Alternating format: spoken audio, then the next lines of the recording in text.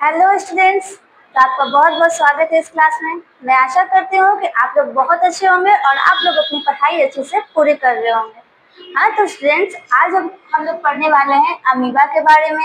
आज का हमारा टॉपिक है वो है अमीबा और पैरामीशियम के बारे में आज हम लोग समझेंगे। लेकिन आप लोग ये समझिए कि हम लोगों ने पिछले क्लास में क्या पढ़ा था। हम लोगों ने पिछले क्लास में प्रकाश संश्लेषण के बारे में, फोटोसिंथेसिस के बारे में हम लोगों ने इसे पूरे बहुत ही विस्तार से समझा था। अगर आप लोगों ने उस वीडियो को नहीं देखा होगा तो आप लोग पिछले क्लास में जाकर उस वीडियो को देख सकते हैं।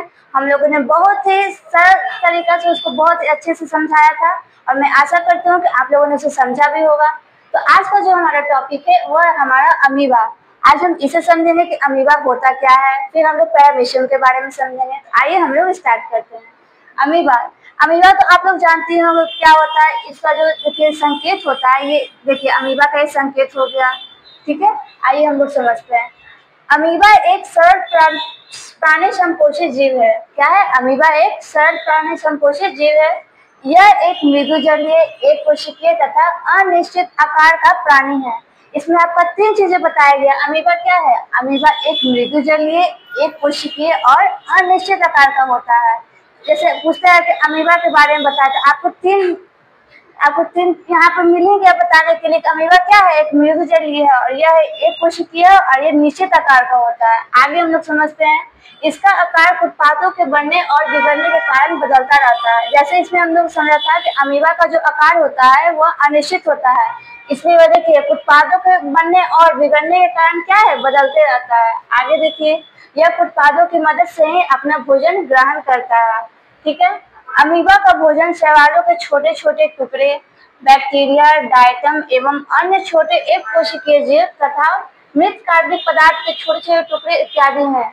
अमीबा का जो भोजन होता है बच्चों देखिए किससे होता है? शैवालों के छोटे छोटे टुकड़ों से। जैसे में हो गया बैक्टीरिया, डायटम एवं अन्य एक छोटे एक कोशिकीय जीव तथा प्राणी कार्बनिक पदार्थ के छोटे छोटे टुकड़े इत्यादि हैं। इतना आप लोग समझ रहे हैं। आगे देखिए, अमीबा में पोषण अंतर्ग्रहण, पाचन तथा बहिष्करण प्रक्रियाओं के द्वारा पूर्ण होता है।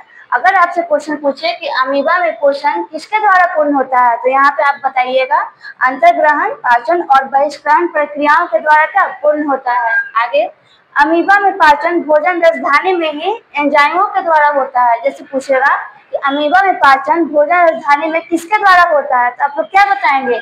इसमें एंजाइमों के द्वारा होता है। आगे देखिए, अमीबा में अपचे भोजन को शरीर से बाहर निकालने के लिए कोई निश्चित स्थान नहीं होता है। जैसे अमीबा में जो अपचा भोजन होता है, जो पूर्ण रूप से नहीं पचा हुआ होता है, उसको बाहर निकालने के लिए कोई भी निश्चित स्थान नहीं होता है। ठीक है, हम लोगों ने अमीबा के बारे में इतना पढ़ लिया। अब हम लोग समझेंगे कि पैरामीशियम क्या होता है। देखिए तो बच्चों, पैरामीशियम यह एक प्राणी संभोजी एवं एक कोशिकीय जीव है।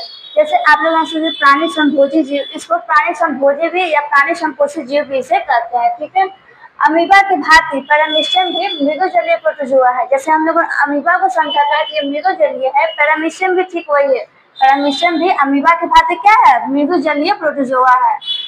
पैरामीशियम का जो आकार होता है वह निश्चित होता है, मतलब अमीबा के जस्ट अपोजिट है, उसका आकार अनिश्चित होता है, तो पैरामीशियम का जो आकार होता है वह निश्चित होता है।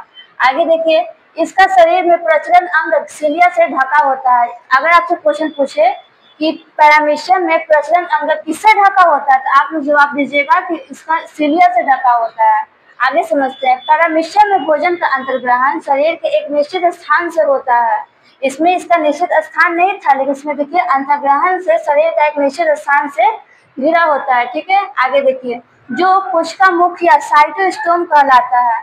अगर आपसे पूछे कि कोशिका मुख्य या साइटोस्टोम क्या कहलाता है, तो देखिए पैरामीशियम में भोजन का अंतर्ग्रहण शरीर के एक निश्चित स्थान से होता है, जो कोशिका मुख्य या साइटोस्टोम कहलाता है।